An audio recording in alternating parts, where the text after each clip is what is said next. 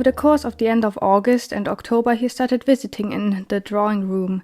It wasn't more than twice a week at most, but it was a surprisingly comfortable time spent. She was an earnest person and didn't push her advances of being almost at the top of the social hierarchy. It seemed as if Alba herself also enjoyed having someone closer to her age around. Every time Dew saw her in private, she was alone in the silence of the great room, but it did happen that someone else did accompany her, even though it wasn't for the purpose of small talk. Frederick had agreed on the request. It had been a tough piece of work for Dew, but after days of requesting over and over again, bringing forth thousands of arguments, his originally stubborn mindset of never laying a hand on a royal blush again changed. He did have sympathy for the young princess, and as he was further introduced into the request, it moved him to tears. Dew could watch the drawing building up over time, and he was amazed at the sheer speed and precision the incredibly talented cook had in him. When it came to the topic of the unfinished picture, he told them he had stopped working on it long ago. He had been commissioned to start the drawing at the time the young Queen Adelina had still been alive, but the other single portrait was prioritized. Rufus II had requested it personally by Frederick, because if it were any official artist, his uncle might have caught wind of it. The old man didn't hide his dislike towards his nephew's self-chosen bride, and would have never allowed her to receive her own likeness on an expensive frame with expensive colors. Frederick's own work delayed the production of the drawing depicting the couple, especially after he experienced something he called an art block, and lost most of his motivation to touch it again. Then she died. He had been devastated as well.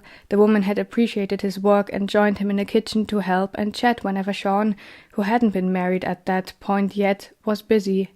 Only 7 years after her unfortunate demise, the new king approached him once again and begged him to continue working on it. It had been hard for Frederick. Still, he managed to get most of the outlay done, and all which was missing was the detailed rendering of the two people. His passion had gone away, and he had noticed his old acquaintance straying from the naive but charming path he had once taken. There wasn't only the burden of his wife's death and that of his uncle, but a new weight of responsibilities as the new king and trying to keep his chin up through the harsh words of the citizens. The positive feelings towards the man slowly but surely seeped away. It was a friend Frederick lost due to grief and pressure, but the birth of another child with an unknown mother drove Frederick over the edge. He had known Ophelia, not on a personal level, but they had seen each other from time to time and spent free time talking about the latest gossip of her time in the army. Her sudden deterioration, disappearance shortly followed by her death, had painted a full metaphorical picture to him. Enraged by the horrific deed his ex-friend had committed in the name of the kingdom, Frederick abandoned every good thought, only keeping the job as the kitchen chef for the security and the people he cared for there. It had been on a random day that Dew's environment changed once again. He did his job as usual that morning when the door suddenly opened and Frederick came inside. Beside him stood a young man, the chef said he was 15, who dragged himself inside as if a ball and chain were connected to his feet. The old man immediately started explaining the entire setup to him without even giving Dew a greeting. The teenager looked apathetic. It was as if he didn't really care for anything being thrown at him. At some point into the room tour, he sat down on the main table and lazily had his head follow the short man scurrying from one place to another. Then the chef suddenly appeared next to Dew, grabbed him by the apron to force him to bend down to him, and inculcated, "This creature is Kevin, Josephine's nephew. He's our newest addition. Show him how this place works, 'kay? I'm not particular good at dealing with people, especially not younger ones. If he gives you trouble, just smack him on the ass, or whatever is suitable to you." Dew groaned and looked at this bag of languid listlessness. Went before the new one to get his attention and tried to sound an average amount of friendly while saying, "It would be great if you could add some fuel to the fireplace." Kevin looked at him with lazy, not understanding eyes. "Do what now?" he replied. Dew immediately lost the commitment of trying to encourage the guy in the softest way possible. He grabbed Kevin's head, turned it towards the fireplace, and gestured at it while emphasizing every single of his words. "Fireplace. Take the wood underneath and put it in the glowing part. If it doesn't get caught on fire in minutes, add some smaller sticks from in between the big logs. Go." Kevin got up and shambled towards the place.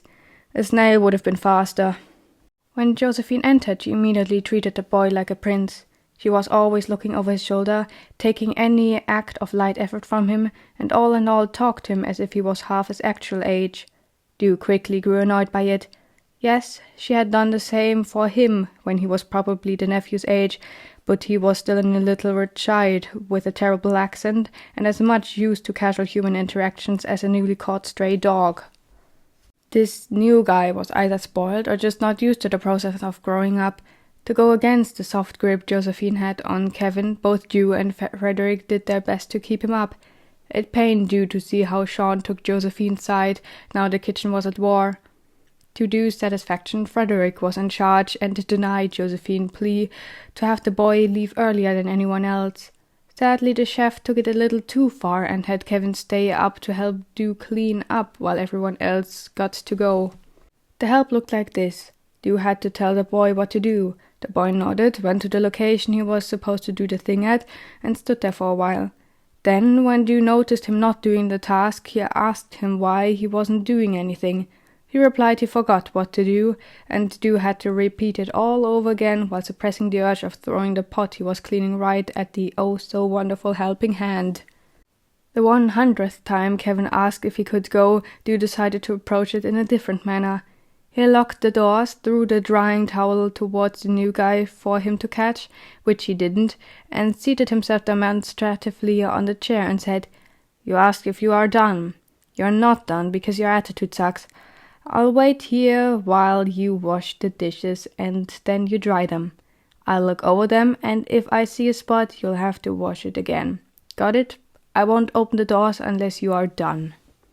Suddenly Kevin knew what the older one wanted for him to do, and he got to work immediately, but not without overly dramatic sighs and groans of torture, as if the water was filled with acid which slowly ate away on his fingers. In the meantime, Dew did the rest of the smaller tasks, before leaning onto the table where the pile of wet pots, cutlery and plates grew by the minute, and reviewing the quality of the work.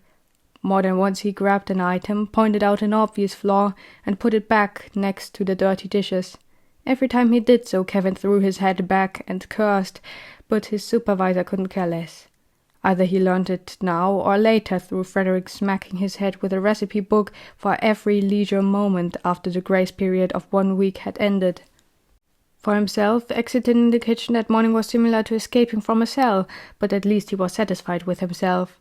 He assumed the next 4 days would be enough for the boy to have the basics branded into his brain, and later everything would work without supervision.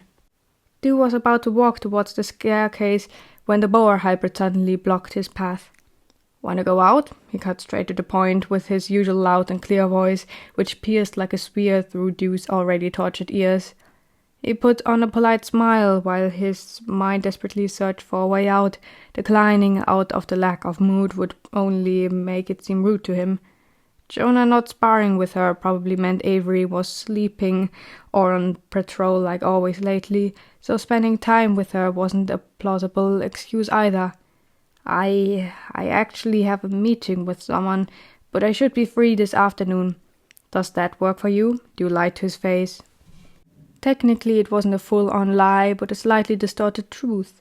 Jonah looked as if someone had emptied a glass of wine on his favorite white shirt, not like he had one. Who is all that important to be met with right now? "The princess, and I really don't want to keep her waiting," he then urged and swiftly slid past the man, but he didn't intend on having himself getting shaken off so easily. "What does the princess want from you? Aren't you just a slightly more important cook to her?" Jonah requested to know. Dew quickened his pace as if he could outrun the source of loud noise. "It's nothing you have to know, really.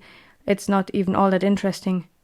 "Now I definitely want to know what you're doing with the Princess of Bota."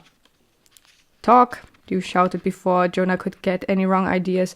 "We talk. She doesn't have friends, so we are hanging out. Now please don't follow, I'm sure you're not allowed here." He did follow because he wanted to be sure Dew wasn't bluffing. Why that even mattered to him, Dew couldn't guess. The boa hybrid was strange, and negotiating would raise unnecessary suspicion to him. Dew prayed for Alba to be where she was most of the time, else he couldn't guess the kind of reaction Jonah might give him, which had Dew have cold sweat manifesting on his back. He knocked at the same door as usual and waited a few seconds. He heard nothing, and the door didn't open as well. Jonah had his arms crossed. Dew swallowed hard. He knocked again, but louder. Maybe she didn't hear it if she was there. Another few seconds passed, and finally the door opened and Alba stuck out her head. Her big eyes looked at the stranger up and down. "Who's this?" "A guard," Dew quickly answered, which seemed to have deeply unsettled Jonah. "A guard? We've known each other for several months. Aren't we at least close companions at this point?" Yeah, that just doesn't help her sort in where you come from. So I thought introducing you with your job might be more helpful." Dew tried to calm him down. "It worked." "Well then," Jonah hummed, "I'll leave you to your private chatting session. And I'd take your offer. Don't let me down." And he trotted away with the steps of his hooves echoing through the corridor. "You look uncomfortable," Alba noted as he let Dew step inside. He went to his usual position on one of the sofas, which was placed behind the canvas on the left. "He has a worrying personality," he described while his fingers fidgeted with the necklace. The princess went back to her artwork, which had taken a turn from looking like a deformed blob to resembling a slightly disproportionate human face, but not hers in the slightest. While she was mixing colors, Alba recalled, "The new hybrid surely has a loud voice. Does he bother you regularly?" "I wouldn't say bother, but he's hard to get rid of even if it's necessary. I'm glad he didn't insist on dragging me into a fistfight until now. He definitely hinted at it." "And he called you a friend?" Alba wondered. "I didn't know friends are supposed to be like that." "To me, he's nothing more than my partner's childhood friend who drags me along every time he feels bored. His confidence is higher than his empathy," Dew commented. Alba slightly turned her head toward him, waved the brush around in circles as if to command someone and suggest, "If anyone bothers me, I have Patricia tell them that my health has a low, and then they leave me alone. He mostly talks to me when I'm going up from work. He sees how I'm doing, and I can't just have my partner answer the door for me to lie to her friend's face. What kind of husband would I be for doing so?" "True, I always forget you are. Well," Dew lifted an eyebrow. "A common person, you mean?" he finished. "But that sounds so mean." Dew went back to his usual activity during his visits and stared at the faces of the unsympathetic, privileged abominations. Who on earth thought this to be attractive? The scales he could almost understand. They were practical in terms of defense and nice to the touch, and some might even see the light reflection in them as aesthetically pleasing. Then there was the vanishing nose.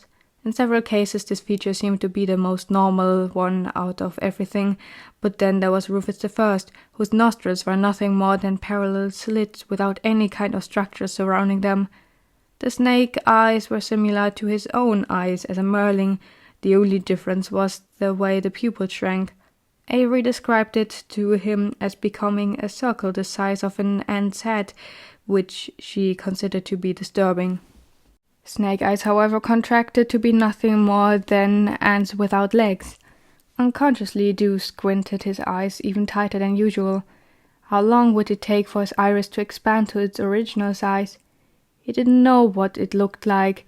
Maybe it would be better if he didn't know, not to give himself nightmares about his already freaky appearance. "I was wondering," he heard the princess say, "do you have the pox? Please tell me you don't have the pox." Dew's eyes immediately shot towards his arms, which were halfway exposed. He dragged down his sleeves as he saw the blue dots which had gotten to a more noticeable size. "Oh, that. It's nothing serious. It'll go away soon," he lied. She shrugged. "I hope it does. If not, the doctor in the city is an excellent man. It's a shame he already made up his mind about quitting in January because of the loss of his daughter." Dew already went through his memory to remember the easiest way to get his hands on loads of cheap bandages. "After you left this morning I received some news," Alba began again out of nowhere.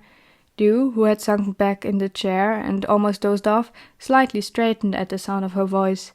"There is a man who will join us during dinner starting from tomorrow," she explained, not noticing his movements. "So he's gotta be important. What's his deal?" "He handles outside affairs for the most part. The last 7 years he spent in Haven, before he was actively the king's right-hand man, and surely still is." "What did he do over there?" Dew asked, even though his interest had already faded away. He wasn't any more educated in politics than anyone else. There simply was no need to be. If the king did anything, everyone else had only one job, which was to follow his commands. Keeping the relationship friendly. The trade market is important to us, but there were some critical matters around 700 years ago which gravely affected mostly Bota. Are you taught in historic matters? "I don't consider myself a true local," Dew admitted. Alba seemed pleased to have a reason to continue talking. "There were several Red Death cases in Haven. In short, it forces a person to vomit until it bleeds, so they often die of starvation or blood loss, I remember. They tried local medicine to treat it, but it increased the spreading. Our kingdom, as one known for good health care, was sought out by the victims in pursuit of healing, which did not end well. It began to spread over here and rapidly diminished the population. Especially hybrids were affected for an unknown reason, therefore the current ruler decided to cut contact when he saw it as a sign of the goddess to cease contact with the overseas kingdom. Luckily, the true reason was found 100 years later, but the relationship with Haven had suffered." "So what was the reason?" he asked, back to being interested in the new knowledge. "The Red Death was caused by the loose rules of marriage at that time," Alba explained and slightly blushed. "Should I elaborate on that?" "Go ahead." "They did not have the rules as strict as now during that time because the countless hybrids who existed during that time couldn't always successfully procreate. Then they mostly split up and searched for another partner, and so the disease spread quickly. The law of having only one partner in your life was created to prevent that, but now it is being pushed to an extreme," Dew speculated. "And you want to change that as well?" "Of course," she replied. "But if I'm allowed to depends on my advisor." "How is that?" "As I said, he was in Haven and arranged the marriage between me and Derek. Don't get me wrong, the prince is a lovely young man, but I didn't choose him. Now the advisor promised to test my ruling abilities and will thereby decide how much power over the kingdom I will receive." The revelation immediately awakened a dislike towards this new person. Alba sighed melancholically and groaned, "This could absolutely ruin me. I don't remember much of him, but he viewed me as an incompetent from the moment he saw me. I don't think it was because of who I was, but because he'd rather have a man on the throne." "You think you're doomed to fail," Dew noticed. "I cannot be. I'm not allowed to be. If I do not make it, my future husband will, but he's an airhead. Even Patricia is smarter, and she cannot read fluently." "Wouldn't that make it easier for you to influence him in case everything goes south?" She froze before slowly turning around. The girl was grinning with her eyebrows pulled up. "Oh, how I will do that," she whispered mischievously.